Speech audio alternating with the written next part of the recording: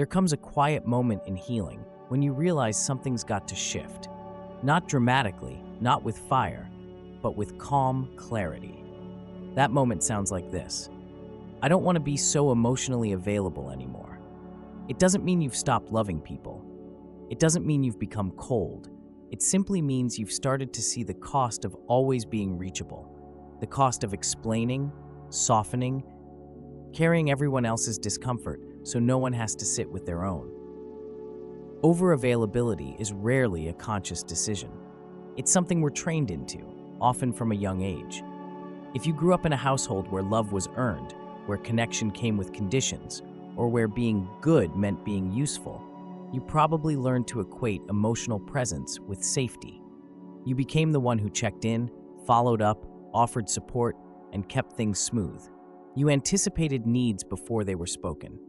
Not because you were born to serve, but because your nervous system believed your place in others' lives depended on how little space you took up and how much you could hold. Over time, this pattern becomes second nature. You begin responding not from truth, but from habit.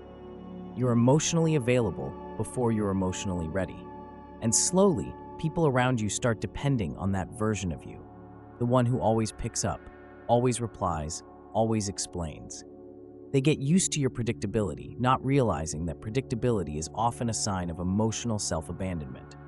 What's more, the people in your life, consciously or not, begin to learn your patterns. If they know a certain silence makes you reach out, they'll lean on it. If they sense that confusion makes you over-explain, they'll stay vague. If guilt brings you closer, they'll use it. This isn't always manipulation in the malicious sense. Sometimes, it's simply the human instinct to lean on what's easy, and when you're always emotionally accessible, you become the path of least resistance. But here's what no one tells you. The more you perform emotional availability for others, the less you're able to be present with yourself. Every reaction, every over-explained boundary, every apology made just to maintain closeness, it costs energy. Carl Jung didn't use the term energy metaphorically. He spoke of psychic energy as real, measurable, and central to the psyche's function. When you give that energy away freely and constantly, you weaken your own center. You lose the quiet clarity that comes from being attuned to yourself. Eventually, if you're paying attention, you'll feel it. The fatigue, the resentment, the emotional weight that creeps in after yet another conversation where you showed up more for someone else than you've shown up for yourself in weeks. And one day, you'll stop. Not all at once, not by cutting people off, but with a quiet, intentional pullback.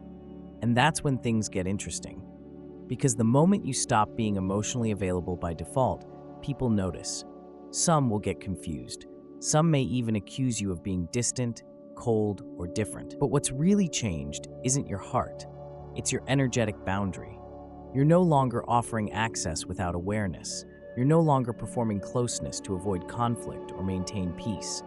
And for those who relied on that performance, your new clarity might feel like loss. But it's not loss, it's alignment. This shift isn't about isolation. It's not about being guarded. It's about practicing sacred unavailability, knowing when and where to open your energy and when to keep it close. It's about choosing your presence intentionally, rather than letting guilt or conditioning decide who gets your care. Here's the truth few talk about.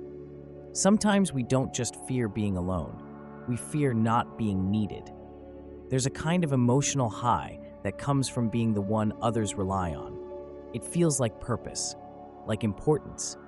But if you're not careful, that role becomes identity. And when being needed becomes who you are, you lose track of what you need. This is why pulling back feels so strange at first. You're not just changing behavior, you're letting go of a role that made you feel worthy. The grief that follows isn't failure, it's the undoing of a pattern. And in that grief is something sacred, the chance to meet the version of you who doesn't have to be needed to be enough. As you walk this path, the world begins to look different. You begin to notice which connections feel reciprocal and which only survive because you're always the one reaching. You'll start hearing the silence in conversations that once buzzed with urgency, and realizing the silence is your nervous system saying, "Not this anymore." The more you reclaim your energy, the more spacious your life becomes. You stop rushing to fill silences. You pause before replying. You take your time deciding whether someone has earned access to your vulnerability. Not because you're closed, but because you're healing the part of you that believed love had to be constantly earned. People might not understand. They may project, complain, or pull away. But that reaction reveals more about the role you once played than it does about your truth. If someone only loved the version of you who overextended, they were never loving you. They were loving the emotional service you provided. And in that realization, something unlocks. You begin to rebuild your definition of strength. Not as endurance, not as always being there, but as discernment, as stillness, as choosing where your energy flows and letting go of the illusion that you must be everything for everyone to be anything at all. This is individuation, not the separating of self from love, but the separating of self from performance. Jung said that becoming whole requires separating from the collective. That includes collective expectations, cultural myths of self-sacrifice, and the inner voices that say you're only valuable when you're useful. And in that space of separation, you reconnect with your truth. The truth that your energy is not a public utility. Your attention is not owed. Your care is not currency. You are allowed to pause, to rest, to say no. You are allowed to preserve your spirit, not because you're hard, but because you finally know it's sacred. So if you're feeling the pull to be less available, listen. If you're exhausted from constantly being the strong one, the understanding one, the always there one, pause. Not to shut down, not to give up, but to remember who you are when you stop performing. Because when you pull your energy back, when you stop offering yourself out of obligation, when you protect your peace like it's the most important relationship in your life, you begin to return to yourself. And from that place, everything changes.